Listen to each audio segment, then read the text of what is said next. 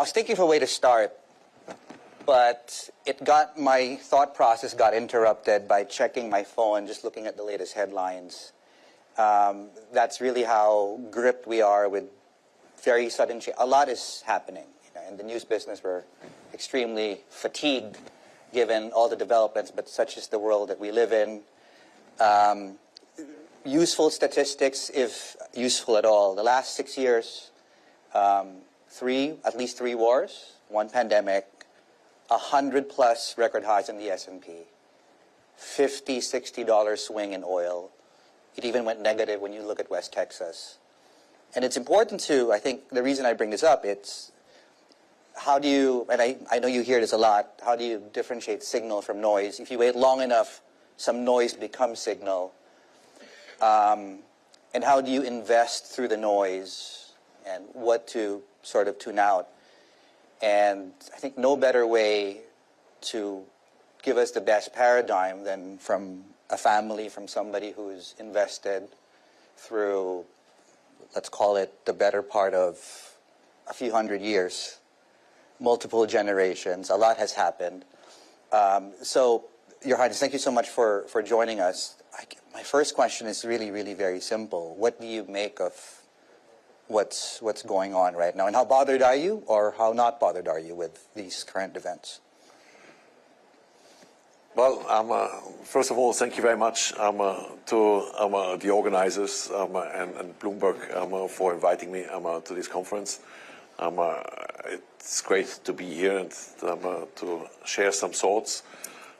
We at LGT actually think about ourselves as being a very large multi-family office. Coming back to your questions, clearly there is a lot of noise out there, but I think Bing already mentioned it in his initial speech. AI and the geopolitical sort of changes are really long-term trends that keep us incredibly busy. They do create a lot of noise, and they are very, very important to sort of think through. And yes, they do make me very nervous and sort of concerned. I do think that AI is ultimately an enabling technology that will, nevertheless, we see that already, sort of change things very quickly. And how to navigate and respond to this technology, I think, is going to be a huge challenge for every business, for investors, but also for sort of the broader society and governments. And then the other big thing is sort of the geopolitical dynamics that have accelerated a lot over the last, I would say, 5 years. It's not a total coincidence to me that they have. I think sort of political developments tend to be happening in response to broader fundamental changes that are going on in society. But there are, we are going through a very, very interesting period, and I think we have seen a lot of sort of disruption from it, a lot of change, especially accelerating over the last sort of 12 to 18 months. And I think we will see more change. Mm. If one takes an investment horizon long enough, multi-generation, which I think resonates with most people in the audience, does geopolitics even matter when it comes to taking big bets and just being patient and just letting things play out? How do you balance between geopolitics and longer-term trends that might be agnostic to who's in office? Sort of surviving as a family over sort of as long as we have, right. Teaches you that geopolitics matter a lot, and there are few things that can be as disruptive to businesses and to families than significant and disruptive sort of political changes. Twice in our history, we have lost most of our assets due to sort of significant political changes and disruptions. Gladly, we were diversified enough to, even after having lost quite a bit, to retain enough to recover. Clearly one of the lessons that applies, I think also to this time is, if risk and geopolitical risk, political risk overall is increasing, diversification is sort of a good thing. And then the other one is, sticking to quality, to good people, and having good networks that you can rely on and that can help you. I mean, speaking of an opportunity, you've mentioned previously that the purchase of LGT 90 years ago was some form of impact investing, if I'm not mistaken, is how you once described that opportunity to then buy something, buy an asset, grow it to what it is right now. Diversifying away from what is available, easily available currently. So for most people, that's public market stocks, public market bonds. How do you look at diversifying away from public market assets and into perhaps more illiquid, but perhaps more stable and not as correlated assets in private markets? Yeah, look, I think sort of I love private markets for a whole range of reasons, right? But let's face it, the volatility of good quality sort of public companies, right, fundamentally is not that different from the volatility of sort of their peers on the private sector. It's just same. One gets traded every day and the other one doesn't, right? Yeah. So I think sort of the key thing is to structurally diversify, right? Sort of in a sensible way. One can always over diversify, and then it becomes sort of difficult to keep track. But sort of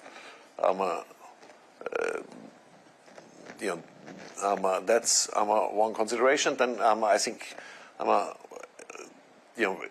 ultimately, what do we diversify against, and what do we diversify for? We're trying to diversify risks, so understanding and recognizing the risks of the assets that we have and that drives them is very important, and ultimately sort of diversifying risks and finding good return and impact characteristics that sort of correlate to the underlying risks. I think that's what successful investing is all about. I'm actually curious, what would you consider as a decent annual yield? Something that's not too greedy, but something that's not too conservative, that, creates value over time. Yeah, I think sort of over the long term, if you take a long-term perspective, I think, and if you don't need sort of liquidity, it all depends on your needs, right? But if you don't need liquidity, you should be invested predominantly in equities, is my view. And hence you will, you should seek sort of decent equity returns. That's what I think a truly long-term investor who doesn't have huge liquidity requirements sort of should seek. Since many sort of families, organizations have sort of liquidity needs, and since frankly it's always good to have a bit of dry powder for a rainy day. Dry powder for it can be the rainy day. It can be the sort of these special occasions when it's really helpful to have some dry powder. So that's where you want to have some exposure also to certain assets that you can then liquidate that might not have suffered from the downturn that provides the opportunity for making good investments. So a bit of a balance. Somewhere between, Yeah. I mean, I think somewhere between 5 and 10%. I think should be A decent amount. depending on the risk profile and how much liquidity needs you have. I think it's sensible. Oh, okay. I'm now tempted to ask you how much cash you have in your wallet, if 5 to 10%, like ready to go at any time.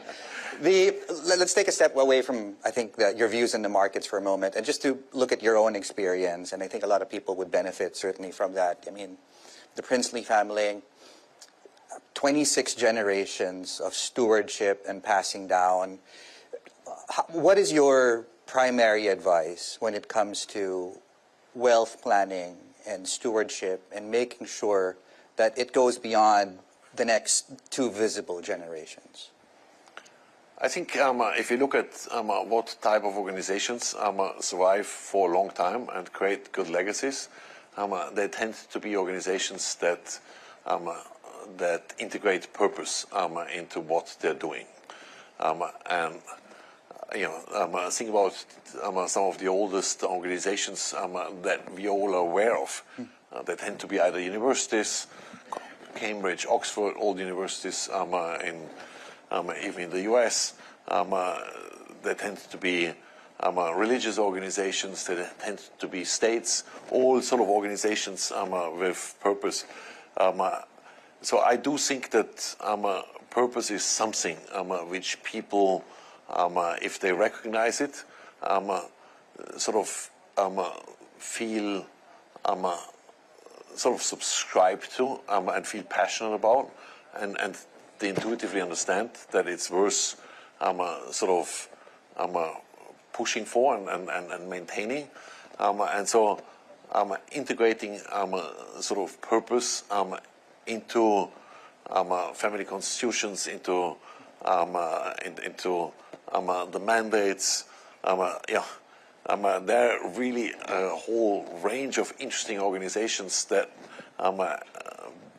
affiliate themselves with philanthropic efforts, where sort of a significant proportion of the profits goes into things that hopefully help to address some issues that help the communities, that help to make the world a better place.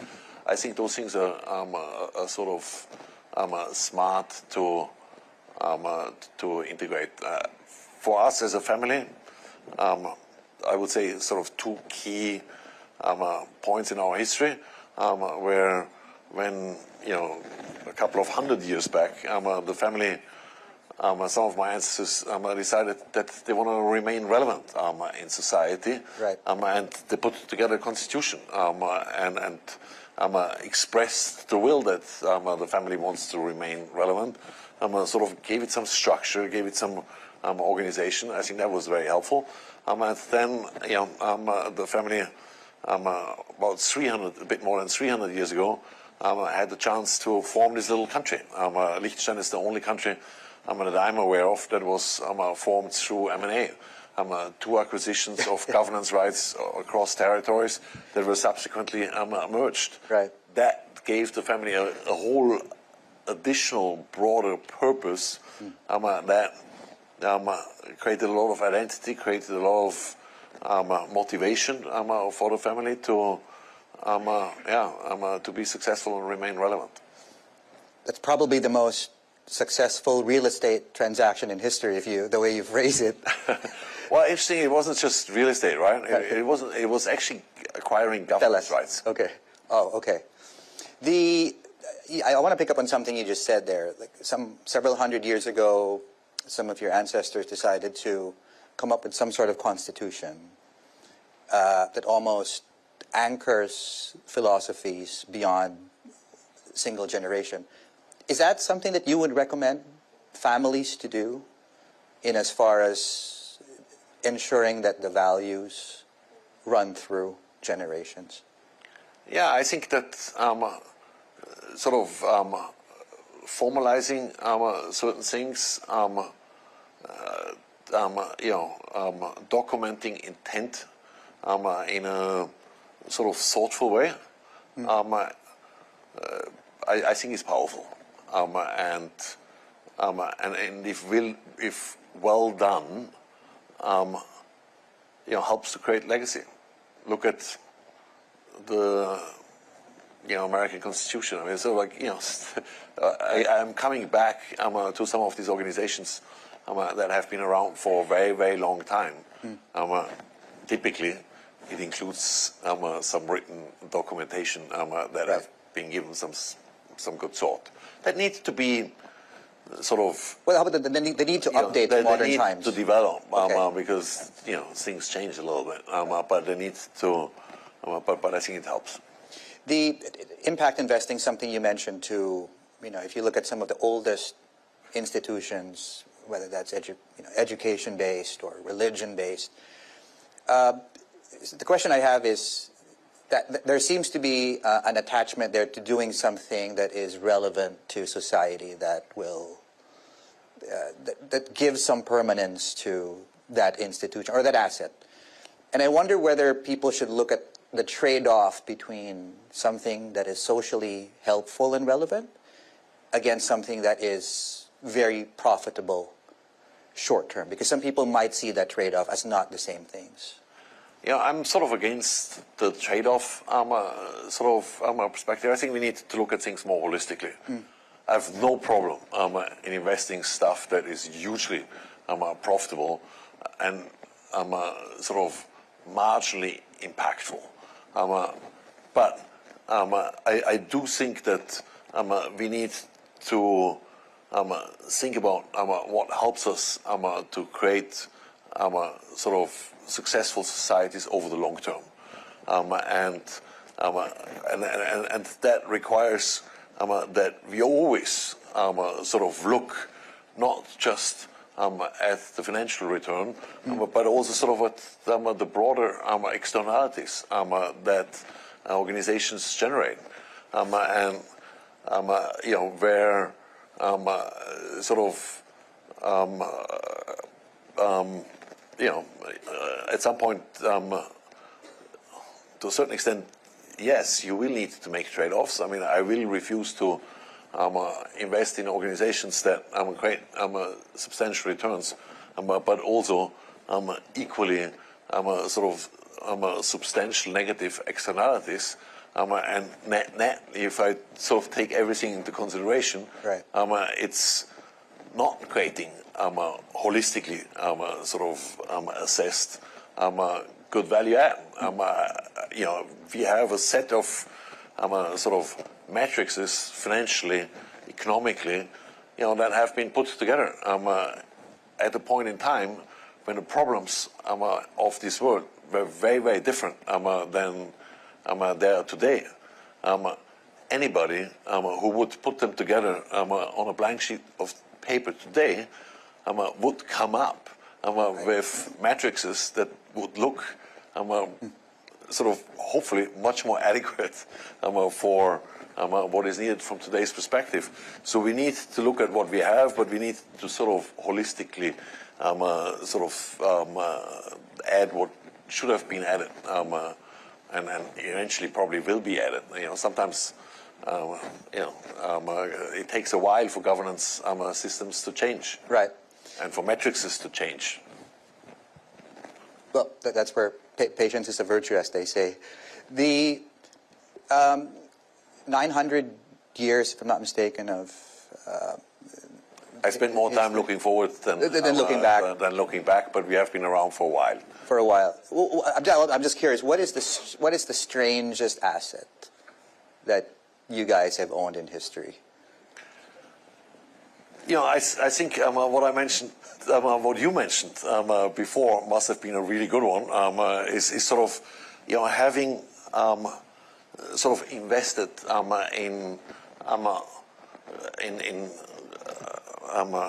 the governance rights of these two adjacent territories. Okay. That then created this country Liechtenstein that is today, you know, a small country, but one that pushes sort of quite successfully with, you know, one of the highest GDPs per capita. Absolutely.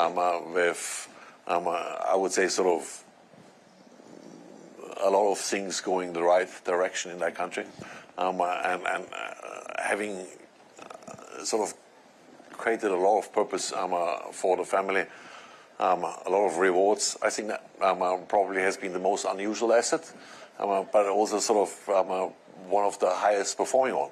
And again, highest performing from total value creation. Right. And, you know, you're right, it punched above its weight. Let's look forward then, and let me just borrow your analogy there of two places that have come together, the M&A analogy you used.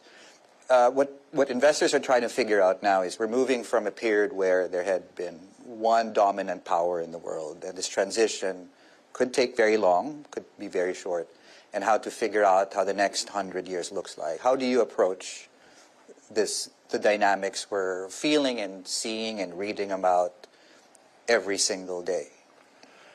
You know, without naming, I'm sort of I feel a bit disappointed about the developments because I feel like you know, history sort of once more sort of doesn't quite repeat itself, but it sort of rhymes, and we have seen this overly nationalistic sort of characteristics in a lot of the European countries in the second half of the 19th century and in the first half of the 20th century. Yeah, and that's what ultimately led us into the first two world wars.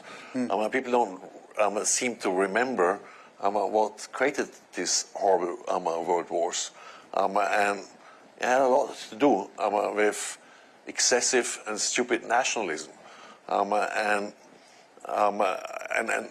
you know, I feel that I see too much of that when I'm analyzing the current geopolitics. I think we are much better off in the mindset that was established right after the horror of the two world wars, which was one where people reflected, how can we work, sort of better work together? How can we make the overall sort of pie larger? And you know, that was a period when the United Nations were established, when the EU was established, when multilateral sort of agreements with the support of the Americans were essentially sort of set up, that have served the world, including Asia, incredibly well. Right. So I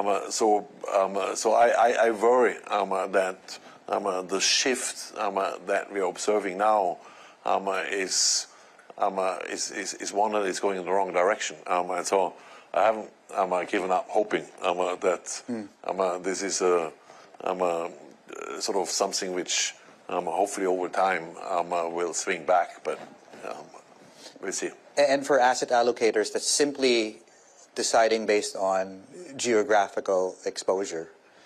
Does what's happening there, do you think largely determines also how people should be looking at how they're investing across the world in terms of geographical exposure? Yeah,